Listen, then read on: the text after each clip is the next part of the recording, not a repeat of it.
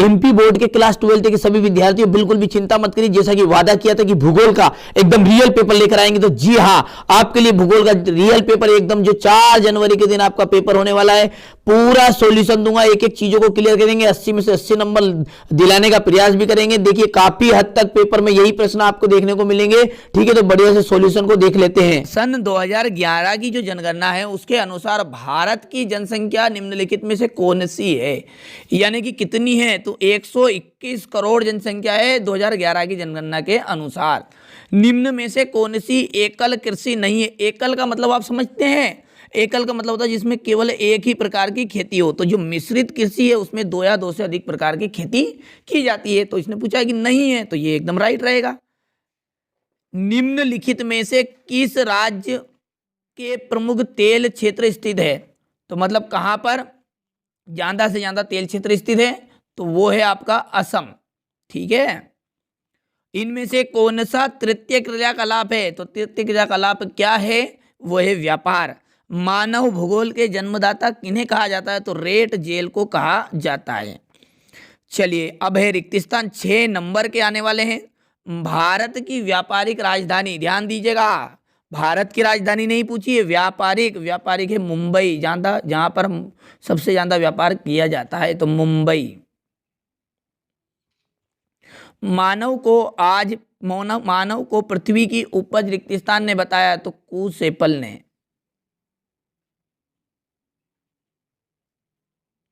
ठीक है। चलिए विश्व में जनसंख्या दृष्टि से भारत का कौन सा स्थान है, तो दूसरा स्थान है। कितना, कौन सा, दूसरा या द्वितीय बोल सकते हैं आप।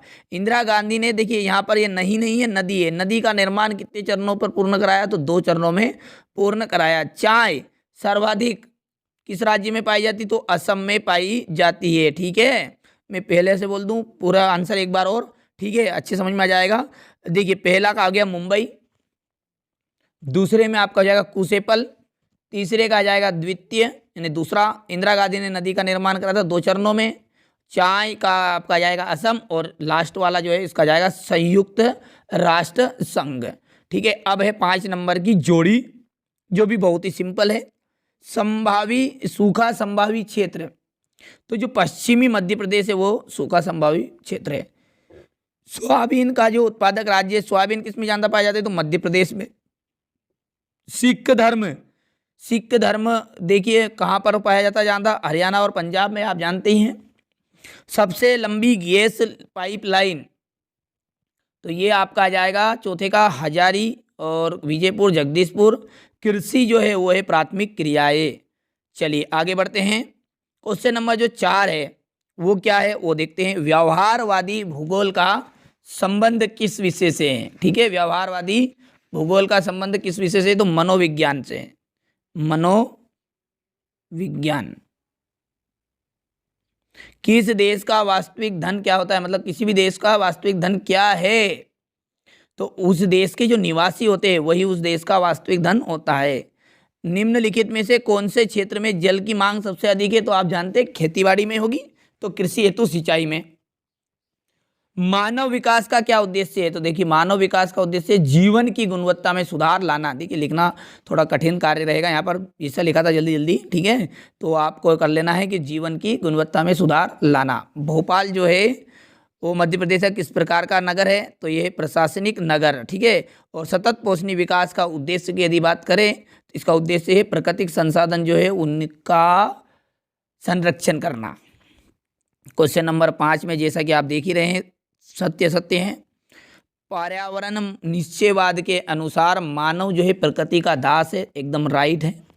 खनिज संसाधन संपूर्ण विश्व में समान रूप से वितरित है। देखिए एक प्रश्न भी है आपका, याद आ जाए आपको तो, कि खनिज संसाधन संपूर्ण विश्व में असमान रूप से वितरित है, क्यों, समझाइए, इस पर टिप्पणी बताइए।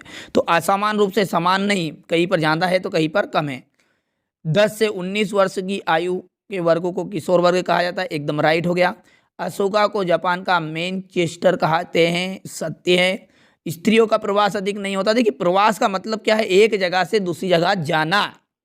अब जब सीधी सी बात है स्त्रियों का प्रवास अधिक नहीं होता, अरे भैया सबसे ज़्यादा होता है, क्यों, क्योंकि उनकी शादी होती है तो वहाँ एक स्थान से दूसरे स्थान तो जाएगी सही, ठीक है। तो ये बात होगी आपकी असत्य। मरुस्थलों की विषम जलवायु मानव बसाव के लिए सुविधाजनक होती है, असत्य बात है। चलिए इसके बाद एक क्वेश्चन नंबर 6 में आपका भौतिक तथा सांस्कृतिक पर्यावरण के 2 तत्व लिखिए। हैं। नव निश्चय बात क्या है लिखिए। सहकारी कृषि किसे कहते हैं? ट्रक कृषि। देखिए ट्रक कृषि क्या है? जब सब्जियों की इनकी खेती होती है ना, तो उसे को जब ये बाजार तक ट्रक के द्वारा लिया जाता है तो उसे ट्रक कृषि कहते हैं। ठीक है, तो यहाँ पर उत्प्रवास है, जनसंख्या संगठन है, गेरीसन नगर है, मानव बस्ती, अम्ल वर्षा किसे कहते हैं, आधारभूत उद्योग किसे कहते हैं, खनन क्या है, आज से क्या आज से है, खनन की विधियाँ, विश्व में जनसंख्या वितरण की कोई 2 विशेषताएं, विकास वृद्धि को समझाइए, कायिक तथा कृषि घनत्व, भंडार किसे कितने प्रकार का होता है।